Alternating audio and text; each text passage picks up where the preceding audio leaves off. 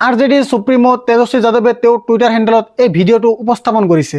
শিক্ষাৰ্থীসকলে কেনেদৰে বহি আছে চাওক আৰু আৰক্ষীয়ে তেওঁলোকক নিৰ্মমভাৱে খেদি পঠিয়াই আছে। ইয়াত শিক্ষাৰ্থীসকলৰ ফালৰ পৰা কোনো ধৰণৰ উদ্ভণ্ডালি হোৱা দেখা নাই, কিন্তু আপুনি চাব পাৰে আৰক্ষীয়ে তেওঁলোকক কিমান নিৰ্দয়ভাৱে মাৰি আছে। আপোনাৰ স্ক্ৰীনত এই দৃশ্যটো কি কৈ আছে যে কোনো প্ৰৰোচনা অবিহনে আৰক্ষীয়ে পাটনাত BPSC পৰীক্ষাত অৱতীৰ্ণ হোৱা ছাত্ৰ ছাত্ৰীক নিৰ্মমভাৱে মাৰি আছে। তেওঁলোকে কিমান নিৰ্দয়ভাৱে মাৰি আছে।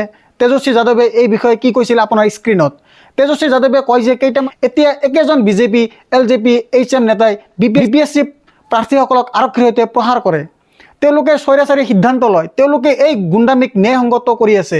নীতিশ কুমাৰে নিজকে JPৰ এজন স্বঘোষিত শিষ্য বুলি বৰ্ণনা কৰে, কিন্তু শিক্ষাৰ্থীসকলক গণতান্ত্ৰিক প্ৰতিবাদ ঘৃণা কৰে। সকলো স্বাৰ্থপৰ NDAৰ নেতাৰ ক্ষেত্ৰত এইটোৱে। তেজস্বী যাদৱে এই বিষয়ে কি কৈছে আপুনি শুনিব।